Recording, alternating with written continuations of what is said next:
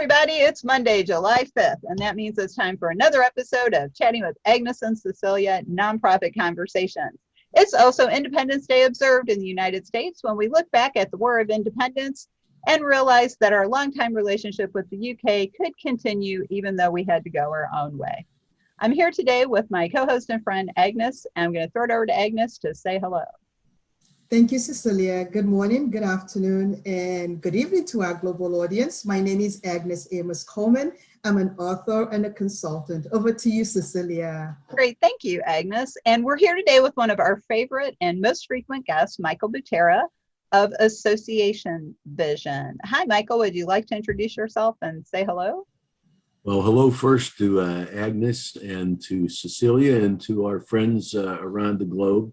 It's my pleasure to be with you today, and I'm looking forward to our conversation. Great. Thanks, Michael. And today we are talking about mergers and acquisitions within the nonprofit community.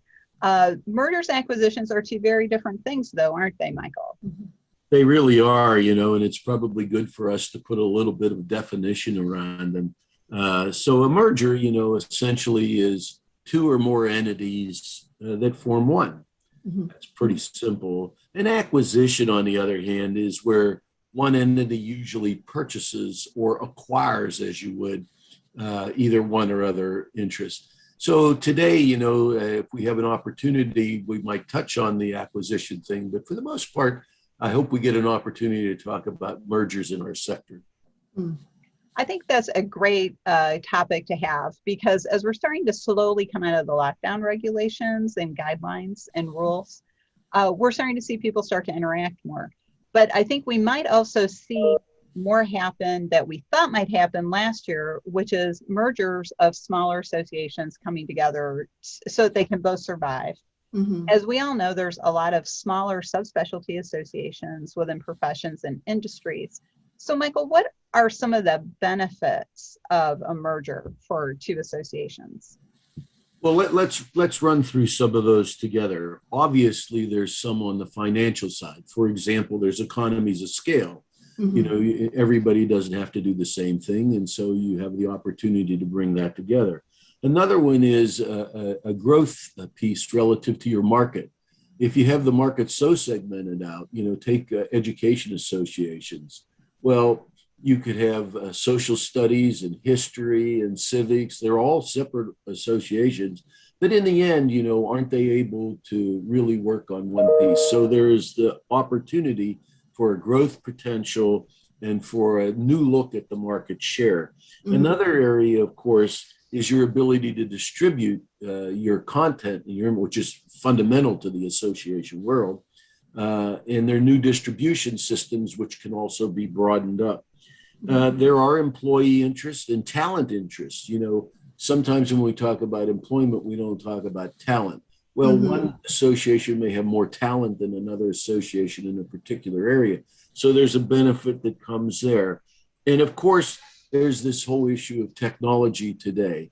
The world has dramatically altered, and everybody's buying their own technology, and whether or not that's a good idea, it's not necessarily strategic. So those are some of the immediate benefits that come from merger or acquisition elements. Sure.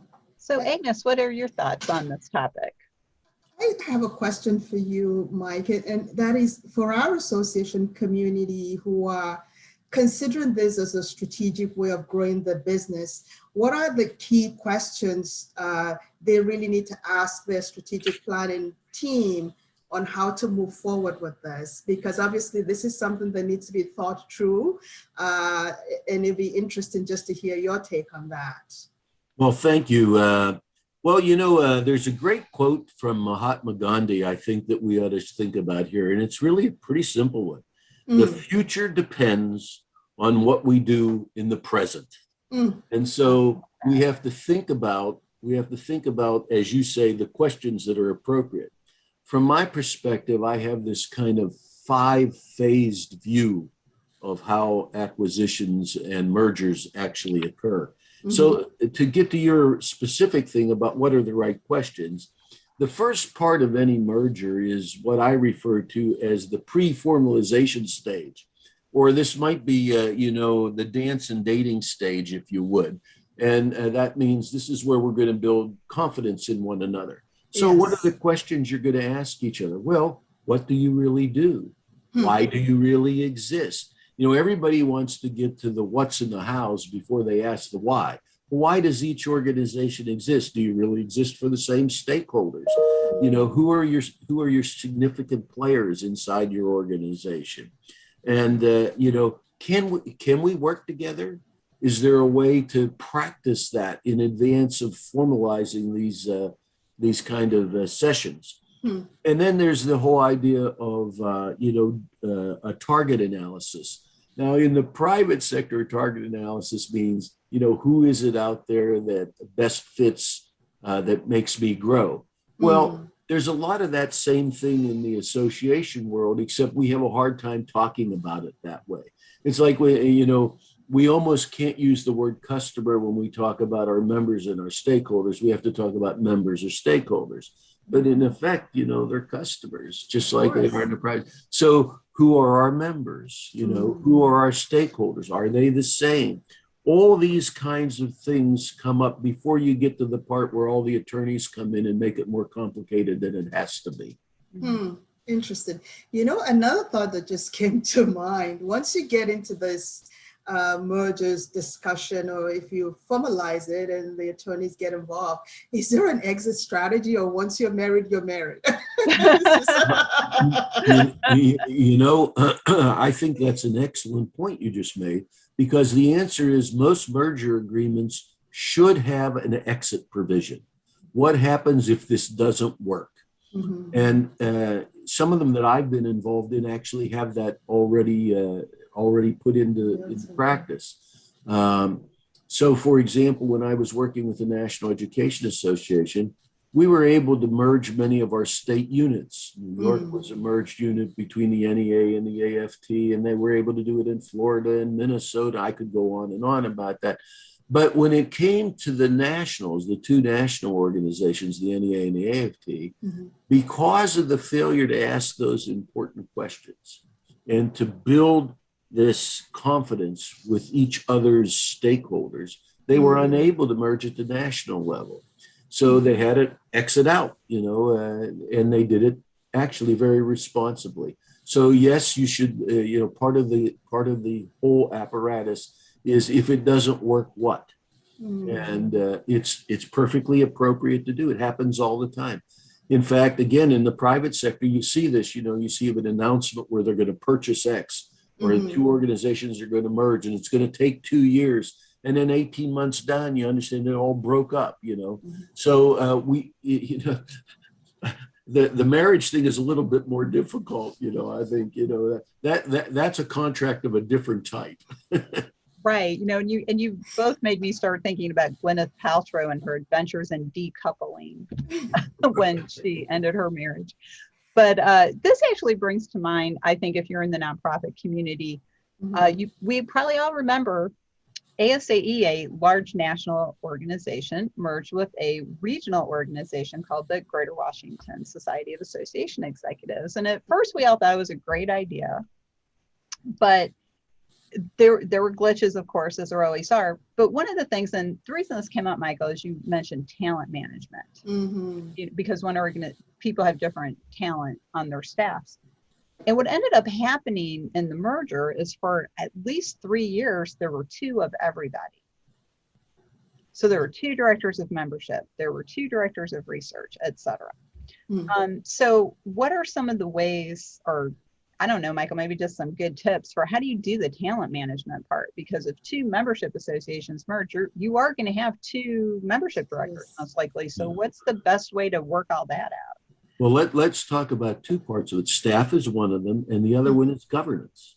Oh, yeah. So let's talk about the due diligence for a few moments, which is phase 2 of this thing.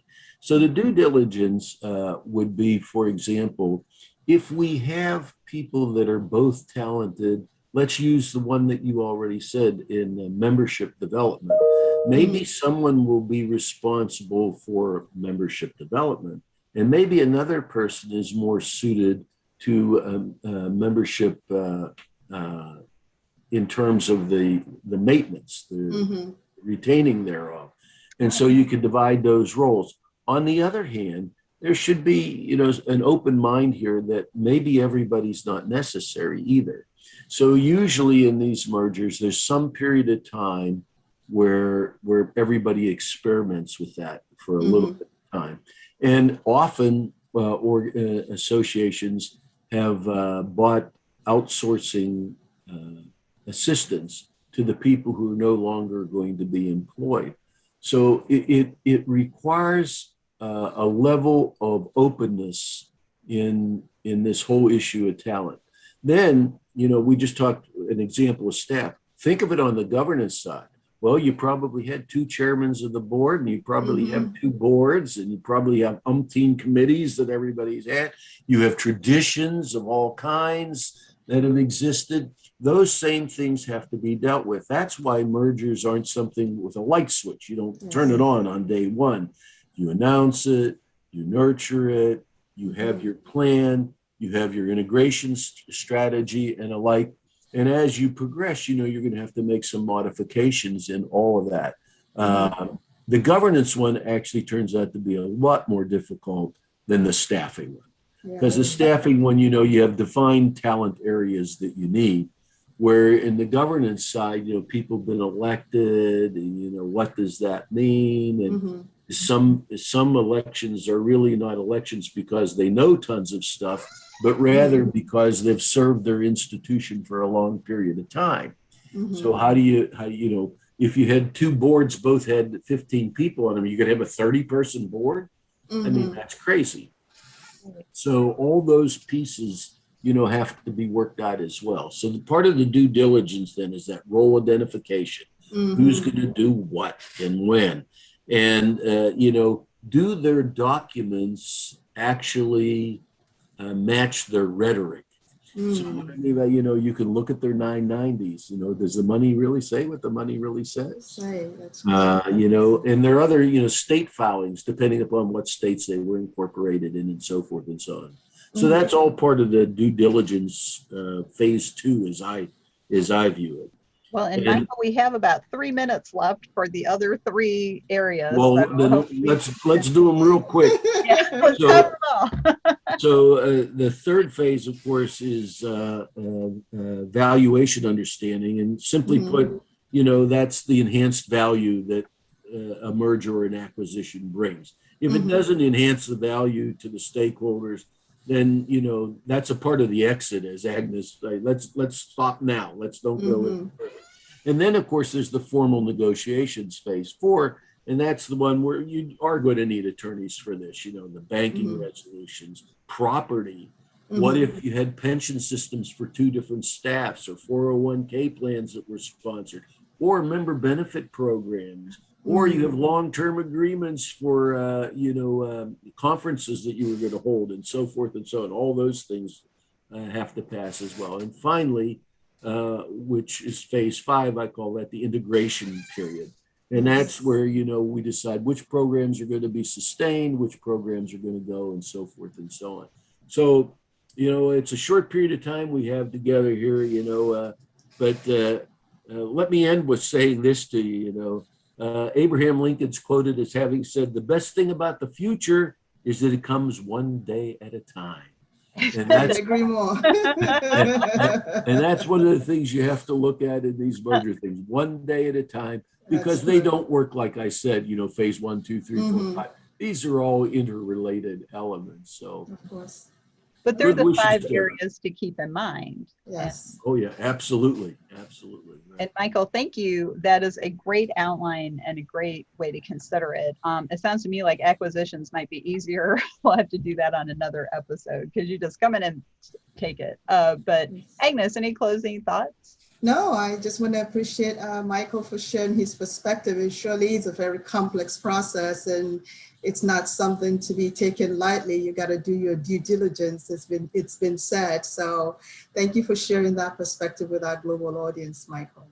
Oh, my pleasure, and a happy holiday to everybody that's celebrating today.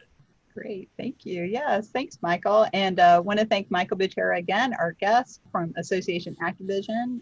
He's also an expert partner with Rogue Tulips. So, Michael, what's the best way to get in touch with you if somebody wanted to ask you more questions? The easiest thing is just to email me. It's michaelb@associationactivision.com. Happy to speak to anyone.